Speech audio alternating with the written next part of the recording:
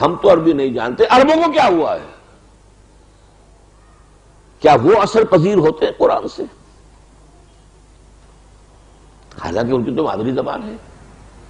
اگر وہ اثر پذیر ہوتے قرآن سے اور ان پر قرآن کی تاثیر کو رنگ دکھاتی تو آج یہ حال ہوتا، یہ بیڑا غرق ہو رہا ہوتا عالم عرب کا۔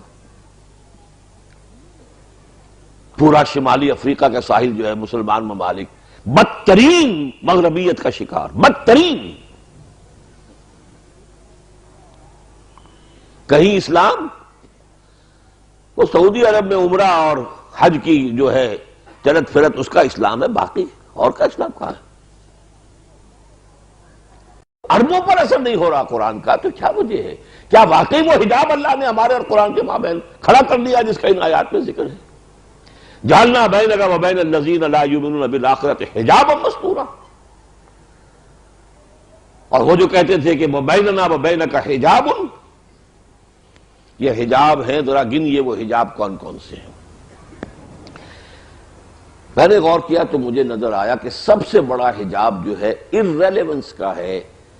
ہم قرآن کو پڑھتے ہوئے یہ محسوس کرتے ہیں، برا نہ مانیے میں کچھ ننگی باتیں ننگے الفاظ میں کچھ کہوں گا،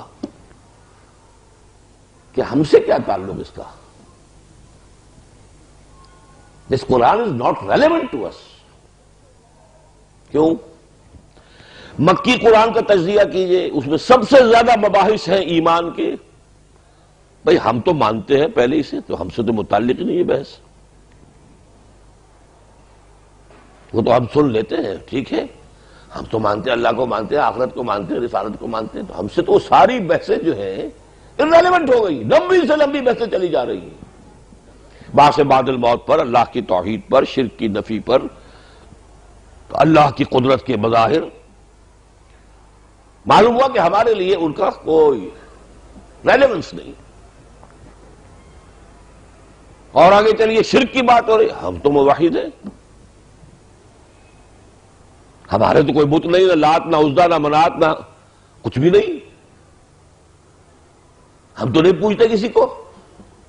تو یہ ساری بحثیں ہم سے لا تعلق ہو گئی، یہ ساری رد و قضا، یہ بحث و تبحیث، یہ ساری گفت و شنید becomes irrelevant to us۔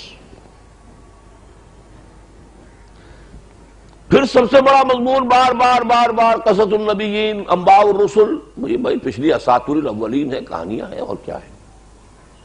اب نہ کوئی نبی ہے نہ آئے گا، نہ کوئی رسول ہے نہ آئے گا۔ پریکٹیکل ریلیونس ختم ہو گیا کہ نہیں؟ یہ ہے میرا تجزیہ۔ اور اس حجاب کو دور کرنے کے لیے جس شعور کی ضرورت ہے وہ کیا ہے؟ پہلا شعور یہ کہ ہمارے پاس ایمان نہیں ہے، ایک عقیدہ ہے، ڈوگما ہے، ایک ریشیل کریڈ ہے، ایک متوارث عقیدہ ہے، ہمارے دلوں میں ایمان جاگوزی نہیں ہے۔ یہ سمجھنا کہ ہمارے پاس ایمان ہے وہی حماقت ہے جو کی تھی بدوؤں نے، قالت الاعراب آمنا قل لم تؤمنوا ولکن قولوا اسلمنا ولما يدخل الايمان في قلوبكم۔ یہ بدو کہتے ہیں کہ ہم ایمان لے آئے، کہہ دیجئے تم ایمان ہرگز نہیں لائے ہو۔ ہاں یہ کہہ سکتے ہو کہ ہم مسلمان ہو گئے، لیکن ابھی تک ایمان تمہارے دلوں میں داخل نہیں ہوا ہے۔ جب تک یہ ہمارا زوم ختم نہیں ہوگا کہ ہم تو صاحب ایمان ہیں، ان ساری بحثوں سے ہماری کوئی دلچسپی نہیں۔ اساطیر الاولین، میں لفظ بھی بڑا سخت استعمال کر رہا ہوں، جو کفار کہتے تھے اساطیر الاولین، ہمارے لیے بالفعل پریکٹیکلی وہ ساری بحثیں جو ہیں اساطیر الاولین کے درجے میں ہیں۔ واقعہ یہ ہے کہ ان اعتبارات سے غور کیجئے کہ ہمارا جو قرآن مجید کے ساتھ متعلق ہونے کا تصور ہے وہ ان حجابات کی وجہ سے ختم۔ قرآن ہم سے متعلق ہی نہیں۔ زیادہ سے زیادہ یہ ہے کہ کہیں پر نماز کا ذکر آ گیا، کہیں روزے کا ذکر آ گیا، کہیں کچھ اخلاقی تعلیم، وہ ہم سمجھتے ہیں کہ ہاں یہ اس کا تعلق ہم سے ہے۔ یہ ٹوٹل قرآن کا کتنا حصہ ہوگا؟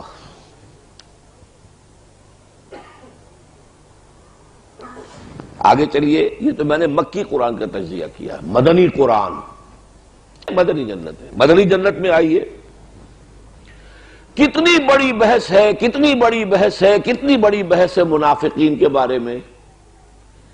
ہمارا احساس کیا ہوتا ہے؟ ہم سے کیا سروکار اس کا، اب کوئی منافق تھوڑا ہی ہے، وہ تھے ان سے بات ہو رہی ہے، کوئی سروکار نہیں ان سے۔ ہمارا دل کبھی لرزتا نہیں ہے، ہمارے رونگٹے کبھی کھڑے نہیں ہوتے ہیں، کیسے ہو جائیں؟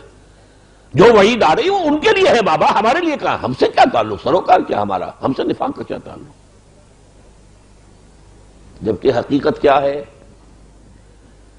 محمد عربی صلی اللہ علیہ وسلم فرماتے ہیں یہ نفاق وہ شے ہے ما امنہ الا منافق وما خافہ الا مومن، اس کے بارے میں، اپنے بارے میں اندیشہ ہوتا ہے نفاق کا صرف مومن کو، اور اپنے آپ کو نفاق سے محفوظ سمجھتا ہے صرف منافق۔ اس بات کو بیان کرنے میں مجھے یاد آیا، میں وہ غالب کا شعر جو ہے بیان کیا کرتا ہوں کہ رہا کھٹکا نہ چوری کا دعا دیتا ہوں رازن کو، جس کے پاس ایمان کی پونجی ہے ہی نہیں اسے کاہے کا ڈر کہ کوئی ڈاکو آ کے ڈاکہ مارے گا، پونجی کوئی نہیں، پاؤں پھیلا کر سوئے گا۔ جس کے پاس کوئی تھوڑی بہت پونجی ہے اسے ڈر ہے ڈاکے کا، تو جو صاحب ایمان ہوگا اسے خوف ہوگا نفاق کا، اور جو منافق ہے اسے کیا خوف؟ پاؤں پھیلا کر سوئے وہ، اور ہم سوتے ہیں۔ سورہ نساء پڑھ جائیے پوری، سورہ توبہ پڑھ جائیے، کلائمیکس ہے جو نفاق کے موضوع پر، سورہ منافقون پڑھ جائیے، لیکن ہمیں کسی مرحلے پر یہ محسوس نہیں ہو سکتا کہ اس کا ہم سے کوئی تعلق ہے۔ حجاب طاری کر لیا ہے، ہم سے کیا سروکار اس کا؟ جبکہ کیفیت یہ ہے عمر فاروق کی رضی اللہ تعالی عنہ، جن کے بارے میں حضور نے فرمایا میرے بعد نبی ہوتا تو یہ عمر ہوتے۔ عمر جس راستے سے جاتا ہے شیطان اس سے قدمی کترا کر دوسرے راستے کو نکل جاتا ہے، اور ہر نبی کے امتیوں میں محدث ہوتے تھے جن سے اللہ بات کرتا تھا، میری امت کا محدث عمر ہے، اور وہ عمر یہ کہہ رہا ہے انشدو کا باللہ یا حذیفہ، اے حذیفہ میں تمہیں اللہ کی قسم دے کر پوچھتا ہوں کہیں میرا نام تو ان منافقوں کی فہرست میں نہیں تھا جو حضور نے تمہیں بتائی تھی؟ یہ ہے وہ چیز۔ اگر اس سے اپنے آپ کو محفوظ اور معمون اور مسئون اور بالکل بری اور پاک اور عرفہ اور اعلیٰ اور منزہ نہ سمجھے تو پھر ہمیں ان آیتوں سے بھی کچھ ملے گا، کچھ فائدہ ہوگا، کچھ ہمارے جو ہے زنگ دھلیں گے، کچھ میل جو ہے وہ صاف ہوں گے، لیکن جب سروکاری نہیں، تعلق ہی نہیں۔ اب آئیے مدنی جنتوں کی کہ بہت بڑے بڑے میوے، جہاد فی سبیل اللہ، قتال فی سبیل اللہ، انفاق فی سبیل اللہ، اب یہ ساری چیزیں تو فرض کفایہ ہیں۔ چھٹی کہاں تعلق رہے؟ فرض عین تو نماز ہے، وہ ہم پڑھتے ہیں، فرض عین روزہ ہے، ہم رکھے، ہم نے پورے رکھے، 29 رکھے۔ یہ چیزیں جو ہیں یہ تو خاص وقت کی تاریخ کہہ لیں، ان کو فرض کفایہ کہہ لیں، جہاد کو لازم تو نہیں، وہ حصہ بھی ہم سے منقطع ہے، کوئی تعلق ہی نہیں۔ پڑھ جائیں گے پوری سورہ، سب پڑھ جائیں گے، لیکن مجال ہے کہ ذرا سا انٹروسپیکشن ہو، ذرا سا انسان اپنے اندر جو ہے درو بینی سے کام، لیکن میں کہاں کھڑا ہوں؟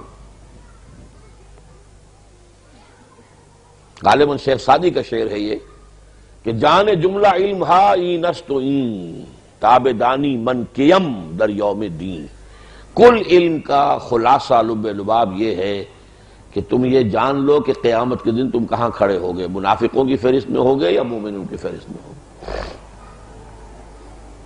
تابدانی من کیم در یوم دین، سورہ صف پوری پڑھ گئے، کوئی ارتعاش تک نہیں ہے ہمارے اعصاب کے اوپر، کوئی فکر نہیں، کیا ہے یہ چیزیں ہیں، یہ فرض کفایہ ہے، اس کا کوئی تعلق ہر مسلمان کی زندگی سے نہیں ہے۔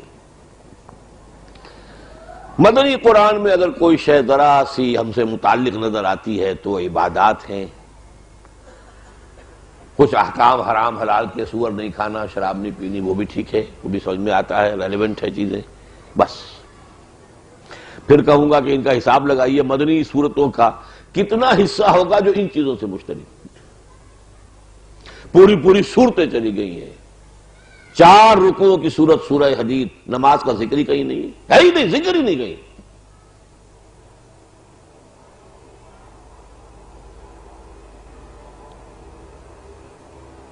کس چیز کی اہمیت ہے؟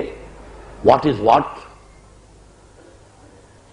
کس شے کی تقدیم ہے، کس کی تاخیر ہے، کون زیادہ اہم ہے، کون کم اہم ہے، کون اولیت کی حامل ہے، کون ثانویت کے درجے میں ہے، یہ اگر فکر نہیں ہے تو ظاہر بات ہے ان چیزوں سے ہمارا تعلق